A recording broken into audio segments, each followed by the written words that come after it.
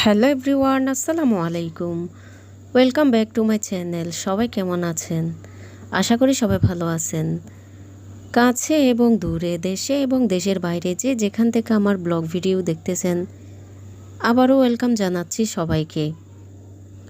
সব সময়ের মতো আমি আজও আরও একটি ডেইলি ব্লগ আপনাদের সাথে শেয়ার করতেছি। আশা করি সবাই শেষ পর্যন্ত আমার সাথেই থাকবেন। সব সময়ের মতো আমি আজও বলি, যারা যারা এখনও আমার চ্যানেলটিকে সাবস্ক্রাইব করেননি, সাবস্ক্রাইব করে আমার পাশে থাকবেন প্লিজ। আর যারা করে ফেলেছেন তাদেরকে অসংখ্য ধন্যবাদ। আর যারা আমার পেজে দেখতেছেন, আমার পেজটিকে ফলো করে রাখবেন আর লাইক কমেন্ট শেয়ার করতে ভুলবেন না। সবাই বেশি বেশি করে শেয়ার করবেন। এক ব্লগার আপু একদিন দেখতেছি এরকম ভিডিও বানাইছে যে ডিম খাচ্ছে এরকম করে। তো উনি অবশ্যই এখানে 2-3 রকমের মশলা ইউজ করছে।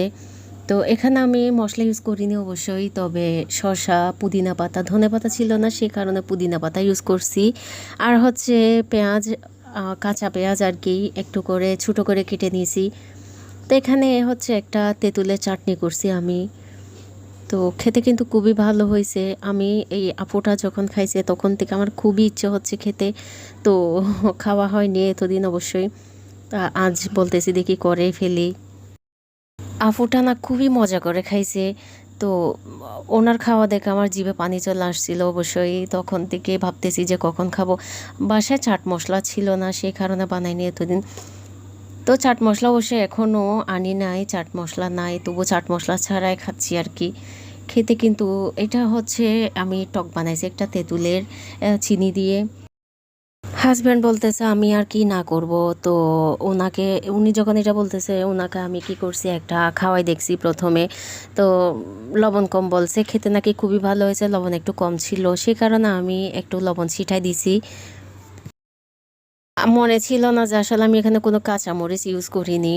তো আমি একটা খাওয়ার পরে দেখতেছি একটু ঝাল কম। এরপর হচ্ছে আমি চিলি ফ্লেক্স একটু করে দিছি। আর এখানে হচ্ছে আমি টমেটো সসও দিয়ে দিচ্ছি। একটা ডিমে আমি কোনো পুদিনা পাতা, শসা আর পেঁয়াজ ইউজ করিনি, কারণ আমার ছেলে খাবে না এরকম, শুধু টমেটো সসটাই দিছি। তো ও খেয়ে অবশ্য পছন্দ করছে। এরপর হচ্ছে এই তো চিলি ফ্লেক্স দিয়ে দিচ্ছে একটু একটু করে, কারণ ঝালটা কম ছিল। তো আমি মনে করছিলাম টমেটো সসটা ঝাল ছিল, সে কারণে হয়তো আর ঝাল লাগবে না। দেখি না, খেতে মোটামুটি ভালো লাগছে। এখন ঝাল দেওয়াতে একটু ভালো লাগছে অবশ্যই। খেতে কিন্তু খুবই ভালো হয়েছে, আপনারা ট্রাই করে দেখতে পারেন। আশা করি খারাপ না, ভালো লাগবে। এখন হচ্ছে আমি আমার ছেলেকে 2টা দিয়ে দিচ্ছি। আমার ছেলে অবশ্যই যেটাতে পুদিনা পাতা শসা ইউজ করছে ওইটা খাবে না, শেষ পর্যন্ত ওইটা আমিই খাইছি। তো আমার ব্লগ ভিডিও আপনাদের কেমন লেগেছে কমেন্টে জানাবেন। আল্লাহ হাফেজ।